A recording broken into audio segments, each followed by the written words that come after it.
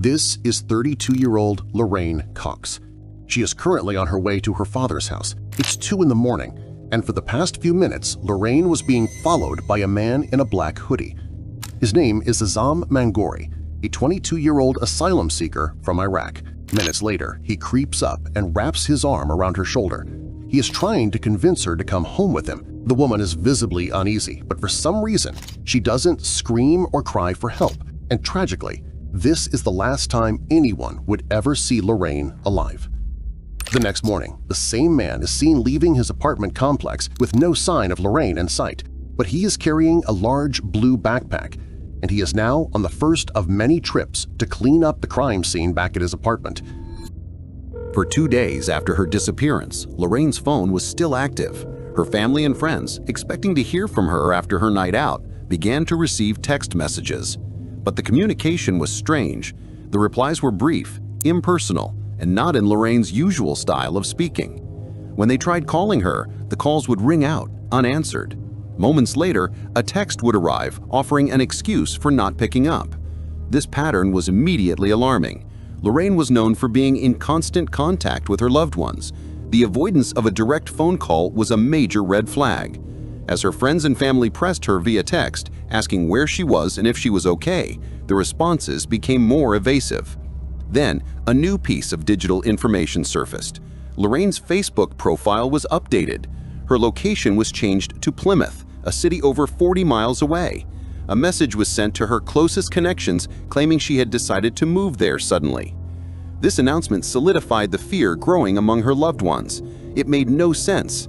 Lorraine had only just returned to Exeter, a place she moved back to specifically to be closer to her friends and family after a difficult time away.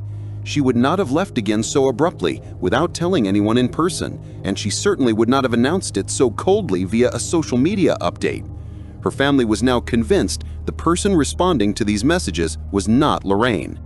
The suspicious digital silence and the illogical Facebook update were enough. Lorraine's father, consumed by a need for answers, went to her flat on September 3rd to check on her in person. He had to see for himself if she was truly gone.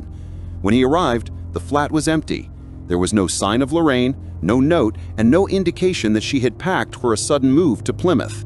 Everything seemed mostly in its place until he found the one item that turned his deep suspicion into certainty. In her flat, father located all of her medication. Lorraine Cox was a type 1 diabetic. She was reliant on daily insulin to live. This discovery was the most critical piece of evidence. A person can forget their keys or their phone, but a type 1 diabetic does not forget their life-sustaining medication. This fact was irrefutable. She had not left on her own. This physical evidence confirmed his worst fears. Any hope that this was a misunderstanding was gone. Convinced that his daughter was in grave danger and that foul play was involved, Lorraine's father went straight to the police. On September 3, 2020, he officially reported Lorraine Cox as a missing person. The investigation was now active. The first priority was to establish a concrete timeline. Detectives interviewed the friends Lorraine had been with on the night of August 31st. The friends confirmed the last known details. Lorraine had been with them at a pub. They had become separated just before closing time around 1:30 a.m., and she had declined a taxi, insisting she would walk the short distance to her father's house. Armed with this time frame and intended route, investigators turned to the most crucial evidence available in a modern city, the extensive network of CCTV cameras. They began the methodical process of pulling hours of footage from every public and private camera along her likely path. It did not take them long to find her. Footage from shortly after 2 a.m. showed Lorraine strolling along Exeter High Street. She was alone and, based on her posture, appeared relaxed.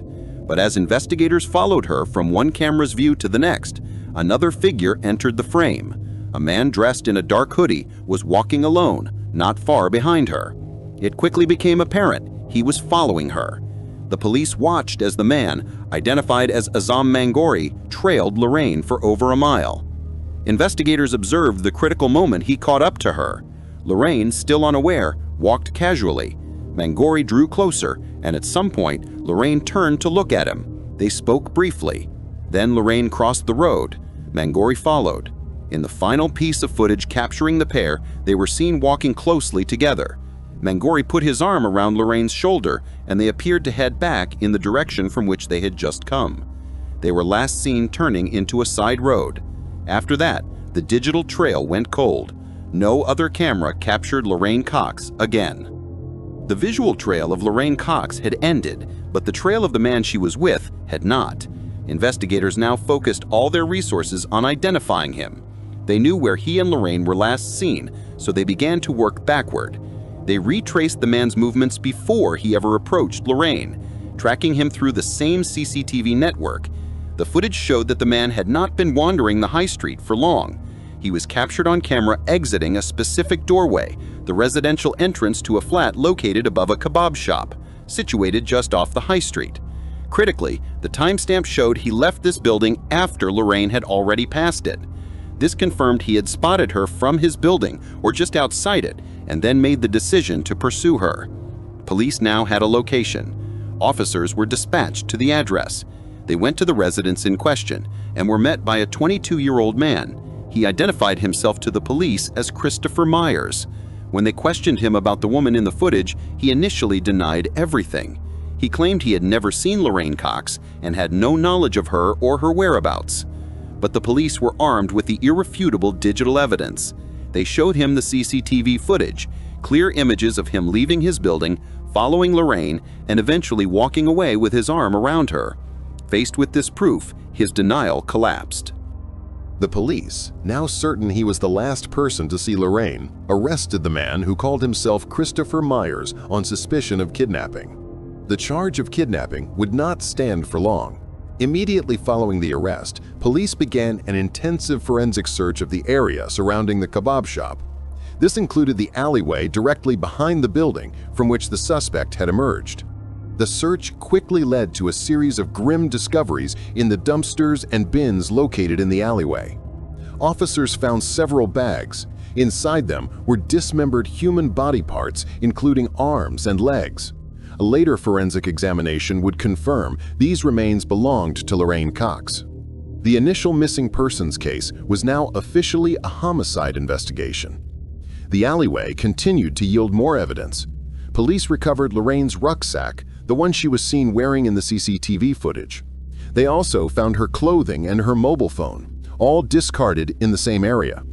The search perimeter widened. Inside the suspect's flat, officers located Lorraine's bank card and her driver's license. The systematic search of the property's plumbing led to another discovery. Lorraine's SIM card was retrieved from a drain within the building. The physical evidence was overwhelming and directly linked the suspect to Lorraine's disappearance and death. It was now clear that the man identifying himself as Christopher Myers had lied. Faced with the mounting evidence found in and around his own home, the suspect's story began to change, starting with his name. He was not Christopher Myers. He informed police that his real name was Azam Mangori and that he was a 22-year-old Iraqi immigrant. He stated that he had sought refuge in the United Kingdom, claiming that his identity as a gay man would be punishable by death in his home country.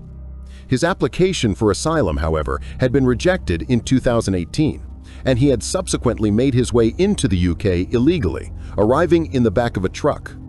With his true identity revealed, Mangori offered a new version of the events. He admitted to meeting Lorraine on the high street. He claimed they struck up a casual conversation and that he invited her back to his flat with the promise of more alcohol and drugs. According to Mangori, Lorraine happily agreed to the invitation. He then presented a new, startling piece of information. He claimed that before they even reached his flat, he and Lorraine had consensual sex in an alleyway. As proof, he provided police with a recording of the act, which he stated he had filmed on his phone. He claimed he made the recording to protect himself from any potential future claims against him. After this encounter, he said, the two of them proceeded to his flat, where they continued to drink, listened to music, and had sex several more times. Mangori's story was one of a consensual encounter that ended in a tragic accident. Azam Mangori's account continued from the moment they were inside his flat.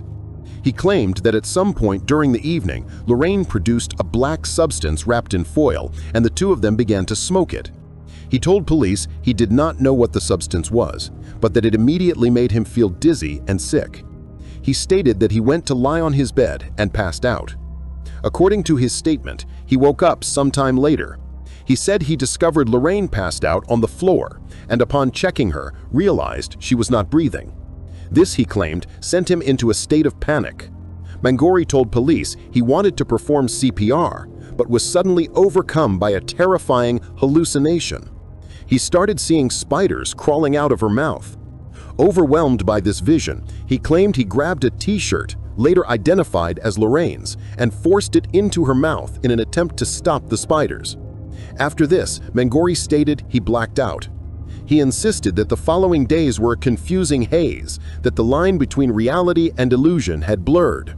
He told police he was in a strange mental state, desperately holding on to the belief that Lorraine would miraculously wake up.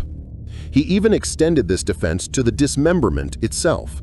Mangori claimed that his mind had disconnected from the gruesome act. He stated that while he was cutting up Lorraine's body, he was not aware of what was happening. In his mind, he believed he was only chopping up wet tobacco. This was the bizarre story he presented to investigators, a drug-induced accident followed by a psychotic, hallucinatory episode. Azam Mangori's story of a drug-fueled accident and a hallucinatory panic was strange, but it was also a testable alibi. Investigators immediately began to check his claims against the physical and digital evidence, and his account quickly unraveled. First, the toxicology report. Mangori claimed that he and Lorraine smoked an unknown black substance that caused him to black out. The forensic toxicology analysis performed on Lorraine's body, however, found no presence of any such drugs in her system. This directly contradicted his primary claim of an accidental overdose and his subsequent drugged haze. Second, the claim of panic. Mangori described himself as paralyzed by fear and lost in a confusing, delusional state. But the CCTV footage from the days following Lorraine's death showed a man who was methodical, calm, and calculated. He was recorded on camera multiple times, appearing composed as he left his building carrying heavy bags. He was seen traveling through town with a large blue backpack to dispose of Lorraine's remains.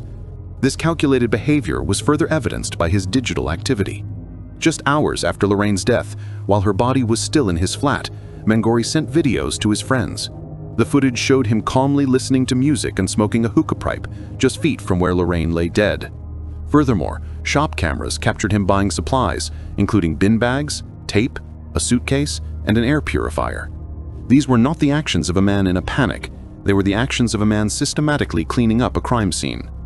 The final and most damning evidence came from Azam Mangori's own phone. His claim that he was in a disoriented, hallucinatory state while dismembering the body, believing he was merely chopping wet tobacco, was completely destroyed by his search history. Digital forensic investigators analyzing his device found that in the days leading up to the murder, before he had ever crossed paths with Lorraine Cox, Mangori had been actively researching videos of human amputation. He had also specifically searched for instructions on how to dig a grave by hand. This evidence proved premeditation. His actions were not a panicked reaction to an accidental death. He had been planning for a body disposal before he even had a victim.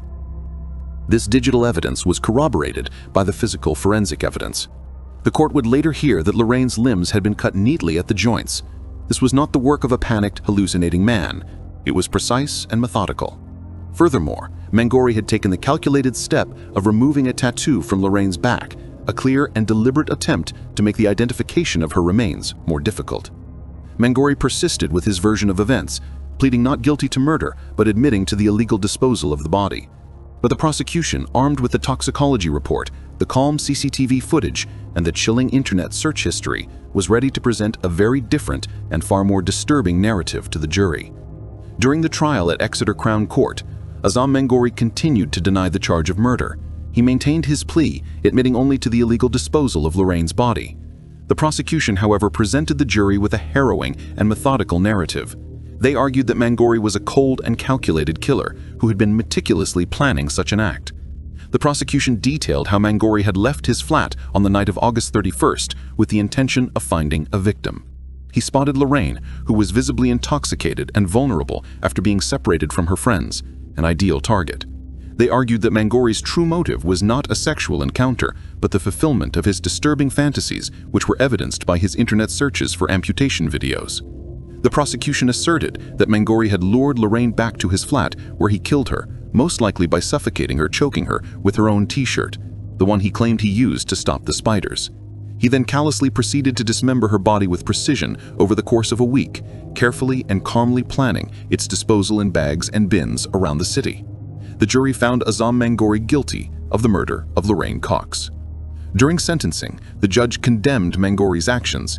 He described the killer as cold and calculating, stating that he had preyed on a bright, vivacious, and intelligent young woman who had her whole life ahead of her. Azam Mangori was sentenced to life in prison with a minimum term of 20 years before being eligible for parole. Pay attention to the woman in this footage. This is 22-year-old Grace Millane, a college graduate on her way to a Tinder date with this man, 26-year-old Jesse Kempson. It's 5:45 p.m. He is just about finishing up his last beer before receiving a text from Grace saying she is nearby.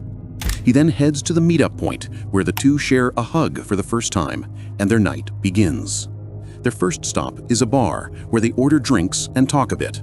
Soon after, they move to a Mexican restaurant briefly, and then finally they close out the date night at a bar where the two share their first kiss together. But the night was just beginning. Minutes later, they decide to head to the hotel where Jesse already booked a room. This footage would be the last time anyone would ever see Grace alive. The next morning, Jesse steps into the elevator, but this time, there are no signs of Grace Millane. One might assume she was still asleep in the room, but look closely. Notice how he glances at the camera nervously. Something is wrong. Moments later, he walks into a warehouse store where he purchases a big suitcase. He heads back to the hotel and calmly wheels it to his room. That same night, he reappears pushing a hotel trolley. On it are several bags and that same large suitcase, now visibly heavy and full. To Jesse Kempson, he had just gotten away with the perfect murder. On November 19, 2018, Grace Millane landed in Auckland, New Zealand, 11 days into what should have been the adventure of a lifetime. The 21-year-old from Essex, England, had graduated from the University of Lincoln with a degree in advertising and marketing just months earlier. She'd saved diligently for this backpacking journey, and from the moment she left home, she'd kept her family back in the UK updated with regular messages and photos documenting every step of her travels. But on December 2nd, 2018, Grace's 22nd birthday, the messages stopped.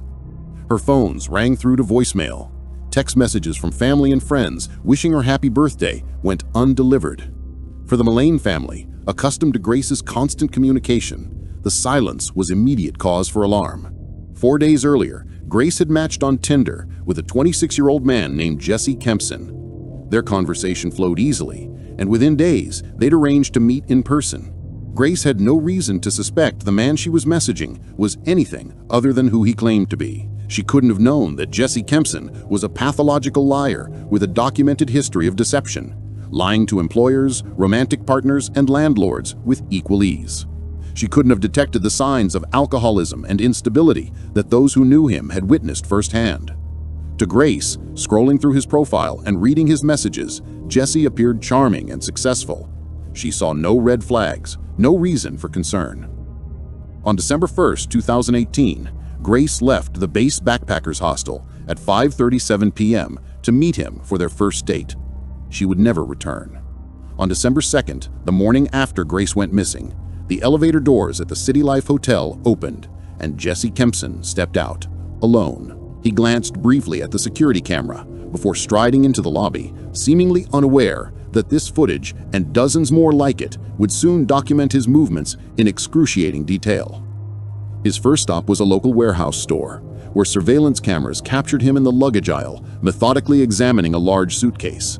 25 minutes later, he was recorded at another store, this time purchasing cleaning supplies. Both transactions were made using Grace Millane's credit card. She was already dead, and her killer was using her own money to buy the tools he needed to conceal what he'd done. After returning to his hotel room with his purchases, Jesse's next challenge was logistics. At 10:42 a.m., he took a taxi to a rental car company and rented a red Toyota Corolla and headed back toward the City Life Hotel where Grace's body lay hidden. That afternoon, incredibly, Jesse had another Tinder date lined up, wearing the same clothes he'd worn with Grace the night before. The date didn't go well. At some point during their conversation, Jesse made an odd comment about the difficulty of finding places to bury bodies. The woman, trusting her instincts, cut the evening short, declined his offer of a ride, and made her own way home. That decision may have saved her life. Later that evening, surveillance cameras captured Jesse returning to the City Life Hotel carrying a rented carpet cleaner. When hotel staff inquired, he explained he needed it to clean red wine stains from his room's floor. At 9:30 p.m., he reappeared again, this time pushing a hotel luggage trolley. On it were several bags and the large suitcase he'd purchased that morning, now visibly weighed down with something heavy. Staff watched as he wheeled the trolley through the front doors to the waiting rental car and drove away. The next morning, December 3rd, Jesse was captured on camera at a hardware store purchasing a shovel. Later that day, he stopped at a public trash can and disposed of what investigators would later believe was a bag containing Grace's belongings. His final stop was a car wash, where he meticulously cleaned the red Toyota Corolla, paying particular attention to the trunk before returning it to the rental dealership. By December 5th, the Mullane family's worry had escalated to full-blown panic. After days of uncharacteristic silence, they formally reported Grace missing to Auckland police. The report triggered an immediate high-priority response. Grace's father, David Mullane, boarded a plane for the 12,000-mile journey to New Zealand. Upon arrival, David went directly to the Auckland police station to make a public, televised appeal for information. The image of the missing British backpacker and her devastated father was broadcast across the nation, and the response was immediate. Tips flooded in as citizens horrified by the disappearance of a young tourist in their country rallied to help. Auckland police launched a massive, systematic search, pulling digital records and surveillance footage from across the city. Their goal was to establish a timeline and identify the last person to see Grace alive. Auckland's extensive CCTV network proved invaluable. Within hours, investigators had traced Grace's movements from the base backpackers hostel to the City Life Hotel in the company of a young man. That man was Jesse Kempson. At 3 p.m. on December 5th, the same day David Mullane had made his public appeal, detectives arrived at the City Life Hotel looking for Jesse. As they spoke with staff at the front desk, Jesse, already walking back to the hotel, quickly spotted the officers from across the lobby and tried to make a run for. But as he turned and began walking away, detectives saw the evasive move immediately. They pursued, stopped him, and brought him to the station for questioning. During the interview, Jesse denied everything. He claimed he and Grace had met for drinks, enjoyed their date, and then parted ways on the street. He insisted he'd gone home alone and had no knowledge of what happened to Grace afterward. True to his history, Jesse's lies were smooth and confident. Without sufficient evidence to hold him, detectives were forced to let him go. But they weren't done with him. The following day, a forensic team descended on Jesse's hotel room. Despite his methodical cleaning efforts, investigators found what he desperately tried to erase: traces of Grace's blood on the floor. Then came the digital evidence. Investigators recovered Jesse's internet search history from the early hours of December 2nd, the time when Grace lay dead in his room. The searches were chilling, with terms like hottest fire, flesh-eating birds, and Waitakere ranges. After conducting these searches, he'd spent time browsing porn sites and had even taken several intimate photographs of Grace's lifeless body. Perhaps most disturbing was what police discovered about Grace's Facebook activity. The profile picture update that had given the Mullane family brief hope that Grace was alive had indeed been posted by her, but only hours before her death. At some point after killing her, Jesse had visited her Facebook page and left a public comment beneath the new photo. Beautiful. Very radiant. As detectives dug deeper into Jesse's background, a pattern of violence against women began to emerge, but that investigation would come later. For now, they had enough. On December 8th, police arrested Jesse Kempson for a second time. Confronted with the mountain of evidence, the CCTV footage, the financial records, the blood evidence, the internet searches, and the photographs, his elaborate web of lies finally collapsed. He confessed. Jesse led investigators to a remote area on Scenic Drive near the Waitakere Reservoir. There, just 10 yards from the road, officers found a patch of disturbed earth. They began to dig. Inside a shallow grave, they found the large suitcase Jesse had purchased on the morning of December 2nd. Inside the suitcase was Grace Millane's body. The autopsy confirmed the cause of death as strangulation. The medical examiner documented bruises on Grace's arms and chest, consistent with being forcibly pinned down, and noted that the pressure applied to her neck would have been sustained for 4 to 5 minutes, far longer than any accidental compression. Jesse Kempson was formally charged with the murder of Grace Millane. Jesse's trial began in November 2019. His defense team didn't attempt to deny that he'd killed Grace. Instead, they argued her death was a tragic accident, the result of consensual rough sex that had gone fatally wrong. They claimed Jesse had panicked in the aftermath and made poor decisions, but that he'd never intended to kill her. The prosecution presented a different narrative. They walked the jury through the timeline, the methodical purchase of the suitcase and cleaning supplies, the careful disposal of evidence, the rental car, the shovel, the shallow grave. They showed the internet searches conducted while Grace's body lay in the room. They presented the photographs Jesse had taken of her corpse. They described how he'd gone on another date the very next day, how he'd used Grace's credit card to fund his cover-up, how he'd commented on her Facebook profile to create the appearance she was still alive. This wasn't panic, the prosecution argued. This was calculation, a labyrinth of storytelling and lies constructed by a man who knew exactly what he'd done. On December 22, 2019, after just 5 hours of deliberation, the jury returned a guilty verdict. Jesse Kempson was sentenced to life in prison with a minimum non-parole period of 17 years. The University of Nottingham, a place of academic pursuit and home to over 34,000 students. It was in this environment that 19-year-old Grace O'Malley Kumar and 19-year-old Barnaby Weber began their adult lives. Grace was a first-year medical student. She was inspired by her parents, both doctors, to pursue a life of service. Her dedication was matched by her athletic talent. She was an elite-level hockey player who had competed for England's under-18 national squad and was a key member of the university's own team. On the other hand, Barnaby was a first-year history student from Taunton. He was known for his passion for cricket and had been selected for the university's team. The two friends had met and formed a bond during their first year of university life, and on the night of the attack, they were celebrating the end of their exams. They had successfully completed their first year and were just a short walk from their dorms. This university was also the former home of their attacker. The figure in black was 31-year-old Valdo Calicane. He was not an outsider. He was an alumnus, having graduated from the very same institution with a degree in mechanical engineering. But in the years since his graduation, Valdo's life had followed a different path. He was now a man known to police and mental health services, and on this night, he had returned to the streets of his former university city with an evil plan in mind. On June 12, 2023, hours before the murders, Valdo, who was now unemployed and homeless, was in London for a brief visit. That evening, he decided to travel from London to Nottingham by train, carrying a rucksack with 3 knives, a double-edged dagger, and a scaffolding pole. CCTV cameras from multiple locations tracked his journey through the city streets. He was a man who had successfully evaded authorities for months. Despite a diagnosis of paranoid schizophrenia, he was not receiving treatment. He had a warrant out for his arrest for assaulting a police officer, but it was never executed. He was in effect a ghost in the system. During these hours of walking, he was in the grip of a severe psychotic episode.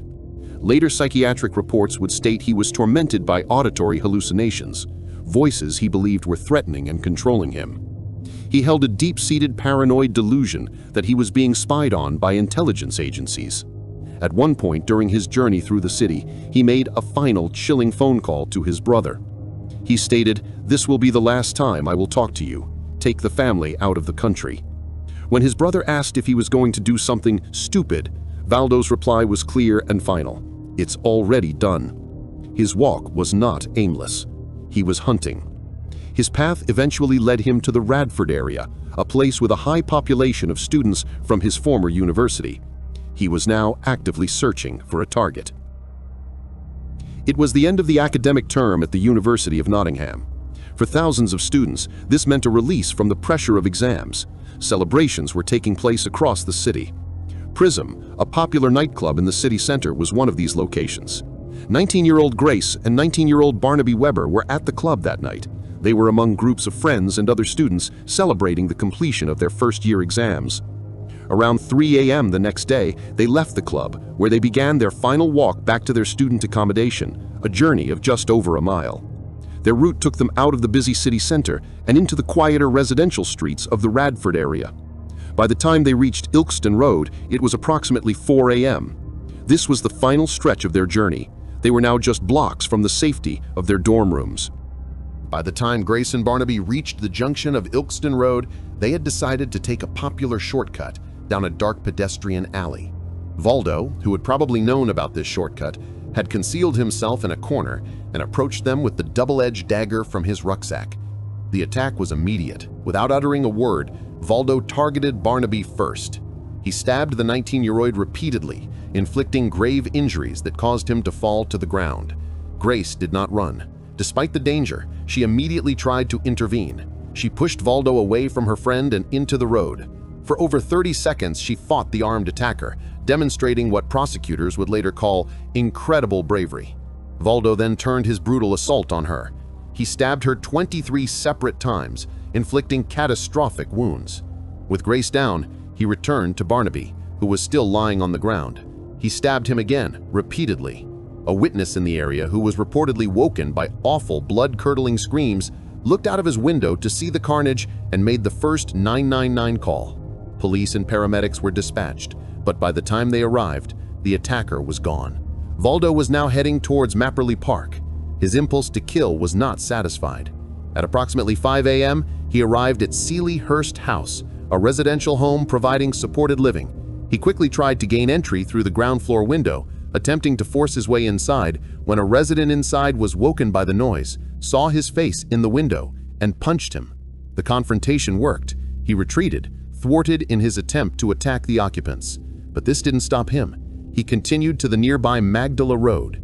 It was here, just minutes later, that he found his third victim. 65-year-old Ian Coates, a beloved school caretaker, was in his white Vauxhall van. He was on his way to work at a local primary school, just 4 months away from his retirement. Valdo attacked Ian with the same merciless ferocity he had used on the students. He stabbed the 65-year-old repeatedly in the chest, inflicting 15 wounds. Valdo then pulled Ian from the driver's seat and left him for dead in the street. The attack method now changed. Valdo had a weapon and a vehicle. He took the van and his rampage became mobile. He was now driving, armed, into the city center, actively hunting for more victims. There, on Milton Street, he saw his next target, a pedestrian named Wayne Burkett, who was crossing the road. Valdo deliberately swerved the van at high speed, striking the man from behind. The force of the impact threw him into the air and he landed on the pavement, sustaining serious head and pelvic injuries. He still did not stop there.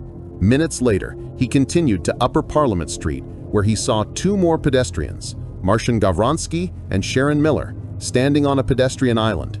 Valdo aimed the van directly at them, accelerating onto the island and striking them both before driving away. Both were left with significant injuries, but survived.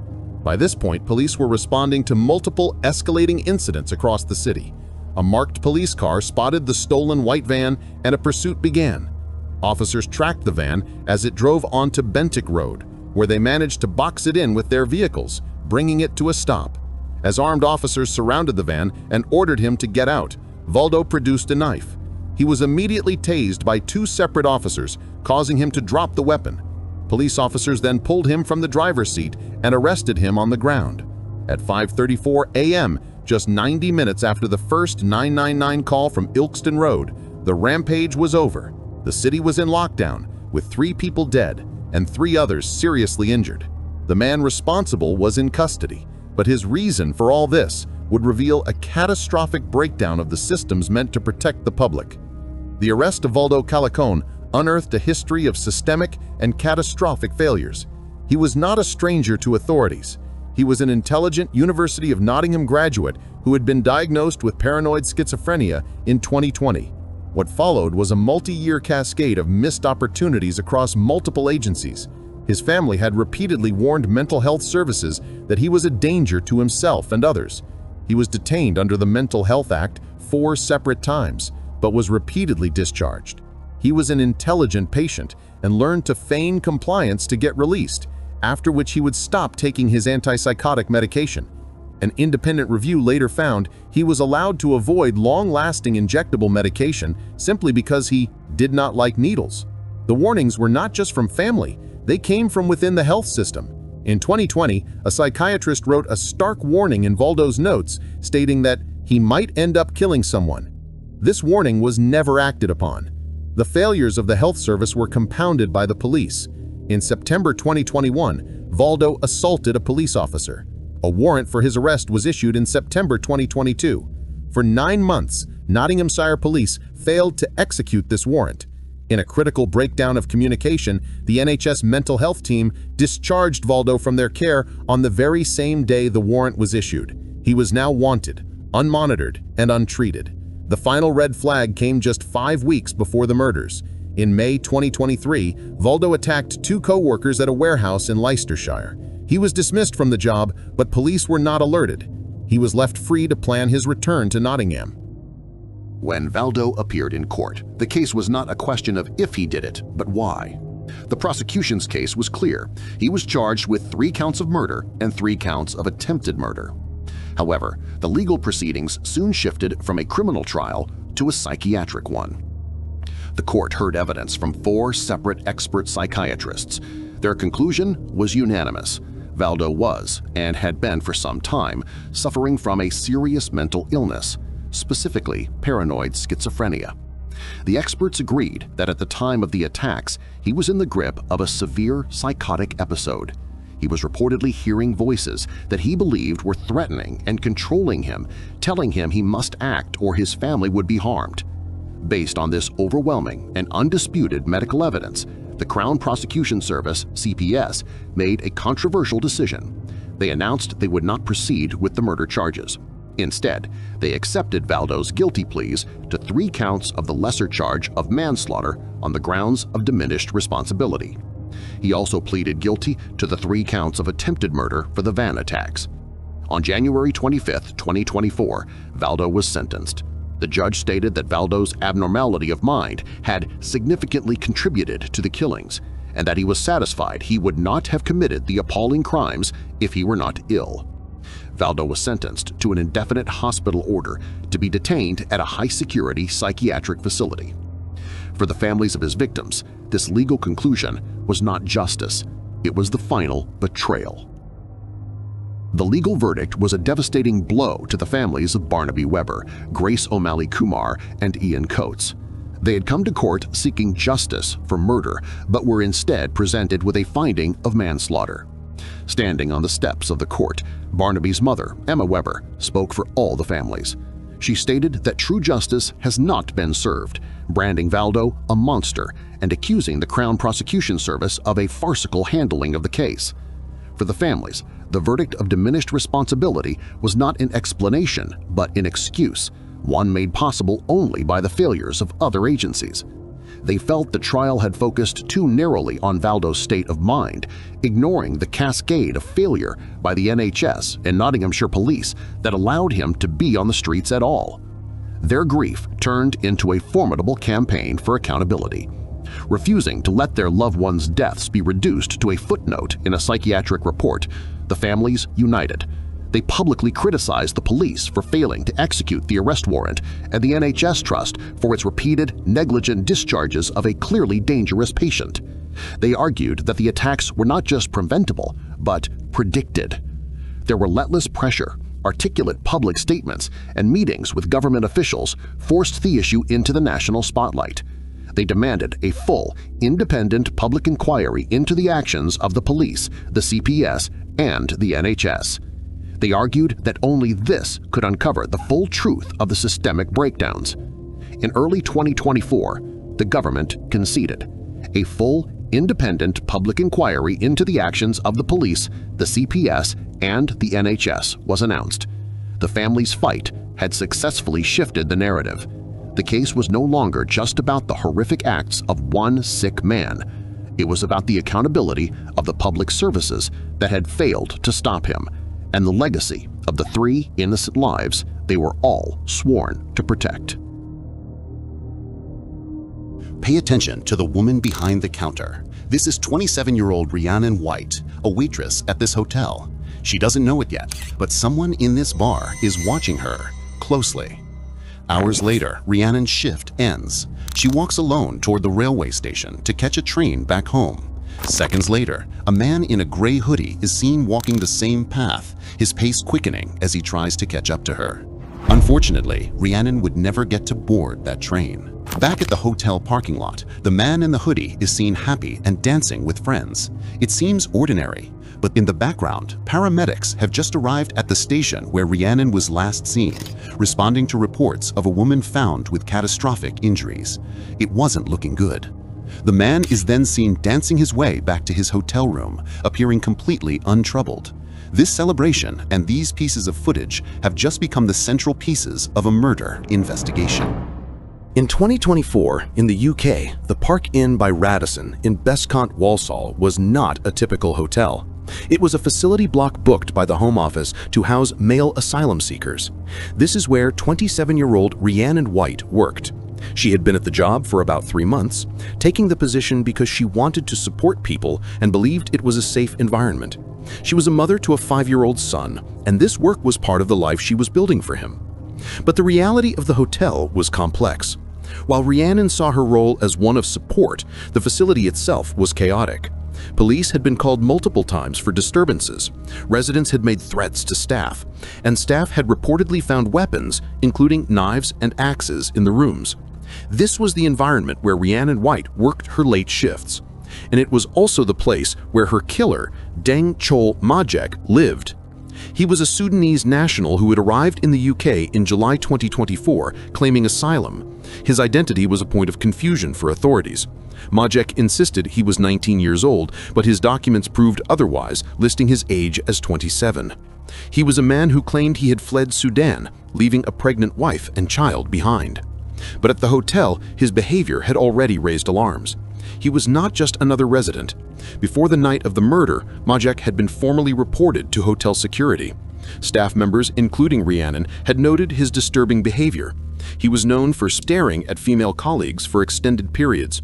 Rhiannon herself had expressed discomfort about Majek. Despite these reports, no formal action was taken to remove him or protect the staff. Majek continued to live in the hotel, observing the daily routines. He knew when Rhiannon worked, and he knew when she left. On the evening of October 20th, 2024, Rhiannon White was working her late shift. Majek was sitting in the hotel foyer, staring at her for extended periods while she worked. This was the same behavior that had been reported to security before. Later in the shift, Rhiannon and other staff members took a break. As expected, Majek followed them. On their way back, he intentionally brushed against Rhiannon's shoulder. She was visibly confused by the contact, but carried on with her work. Majek returned to his seat and continued to watch her. For hours, he observed her interactions, her movements, her routines. He waited as the hotel quieted down. At 11 p.m., Rhiannon's shift ended. She gathered her belongings and left the hotel, unaware that the man who had been staring at her all night was preparing to follow. At 11:10 p.m., Rhiannon White left the Park Inn. She was captured walking alone across the car park and toward the footbridge to the Bescott Stadium railway station, while on the phone with a friend. Minutes later, Majek was seen following her, speeding up his pace to catch up. They reached the platform, an area in a complete CCTV blind spot. This is where Majek attacked her. The assault was immediate and brutal. Using a screwdriver, he stabbed her 23 times in the head. The only witness was the friend on the phone, who later reported hearing Rhiannon let out a high-pitched scream before the line went dead.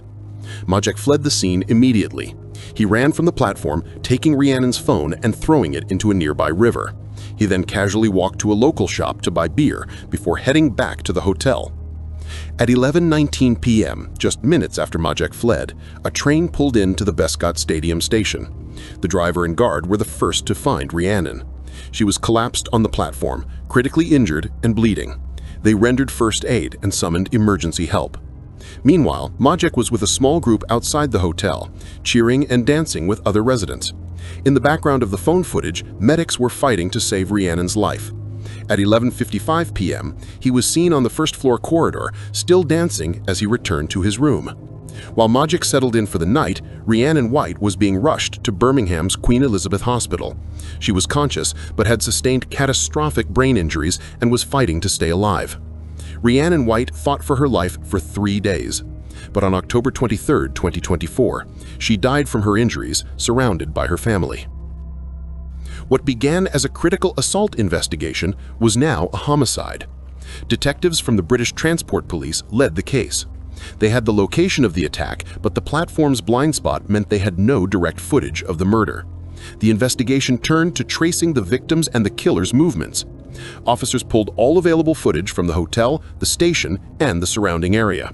They established a clear timeline. They saw Rhiannon leave the Park Inn. They saw Majek follow her minutes later. They saw that same man return to the hotel dancing. Hotel staff were shown the footage and immediately recognized Majek. Police moved to his room to arrest him. The forensic evidence was overwhelming and immediate. In the room, officers seized the jacket and sandals Majek was seen wearing in the footage. Both items were stained with Rhiannon White's blood. Majek was charged with murder and possession of a weapon. On October 13, 2025, the trial of Dang Chol Majek began at Wolverhampton Crown Court. Majek pleaded not guilty, denying both the murder charge and the possession of a weapon. His defense was simple. He claimed he was elsewhere in the hotel at the time of the attack and had no motive to harm Rhiannon White. The Crown Prosecution Service presented its case, building a timeline of indisputable facts for the jury. On October 24, 2025, after 3 hours of deliberation, the jury at Wolverhampton Crown Court returned its verdict. They found Dang Chol Majek guilty of the murder of Rhiannon White and of possession of a weapon. Majek, who had shown no remorse according to investigators, was remanded in custody. The judge ordered a pre-sentence report and a formal age assessment to resolve the significant discrepancy over Majek's true age, which would be a factor in his sentencing. The verdict brought a form of justice, but it also amplified the trauma for Rhiannon's family. The British Transport Police called it a brutal, cowardly, and entirely unprovoked attack. The case became a flashpoint in the national debate over the UK's asylum system. The Home Office immediately reiterated its plans to close every asylum hotel, using the Walsall murder as evidence of a failed policy. In the wake of the trial, the Park Inn by Radisson in Walsall was cleared out of asylum seekers. As of late 2025, Dang Chol Majek remains in custody awaiting his sentencing, scheduled for December 15th.